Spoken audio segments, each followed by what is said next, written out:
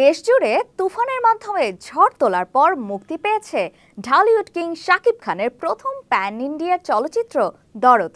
তবে দরদ শুধু বাংলাদেশেই নয়, একযোগে ২০টি দেশেও মুক্তি পাচ্ছে এই ছবিটি।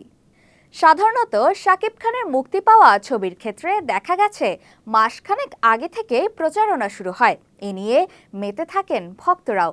কিন্তু দরদ ছবির ক্ষেত্রে একেবারে উল্টো পথে হাঁটছেন পরিচালক অনন্য মামুন। মুক্তির আগে শেষের ৪ দিনে এসে যেন ১ মাসের প্রচারণা চালালেন। এ নিয়ে তাই ভক্তদের মধ্যে কিছুটা শঙ্কা ছিল। মাল্টিপ্লেক্সে এই ছবির রেকর্ড পরিমাণ ব্যবসা হয়েছে।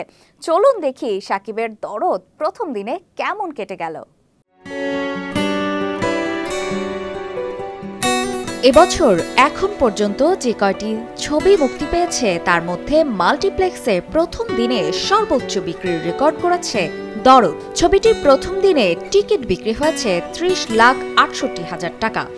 এবছর মাল্টিপ্লেক্সে প্রথম দিনে টিকিট বিক্রিতে দ্বিতীয় স্থানে থাকা ছবিটিও শাকিব খানের। আর এটা বাংলাদেশের চলচ্চিত্রের জন্য খুবই প্রয়োজন ছিল বলেও মনে করছেন চলচ্চিত্র সংশ্লিষ্টরা। সিলেট গ্র্যান্ড মুভি থিয়েটারে কর্তৃপক্ষ জানিয়েছে, দরদ দেখে মুগ্ধ দর্শক। প্রথম দিন তাদের শো হাউসফুল ছিল। মুক্তির ২ দিন আগেই মাল্টিপ্লেক্সগুলোতে ছবিটির আগাম টিকিট বিক্রি শুরু হয়।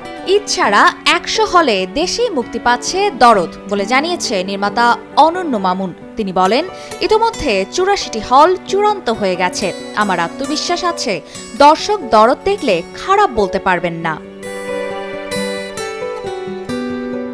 জানা গেছে স্টার সিনেপ্লেক্সের সব শাখায় ২৬, লায়ন সিনেমাসে ৮, চট্টগ্রামের সিলভার স্ক্রিনে ৪, সিলেটের গ্র্যান্ড মুভি থিয়েটারে ৩ এবং বগুড়ার মমইনে ৩টি করে প্রদর্শনী চলছে দরদ ছবির।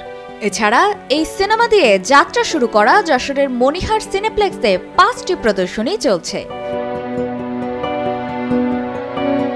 বাংলাদেশ ও ভারতের যৌথ প্রযোজনায় রোমান্টিক সাইকো থ্রিলার ঘরানো সিনেমাটি পরিচালনার পাশাপাশি কাহিনী, চিত্রনাট্য অনন্য মামুনের।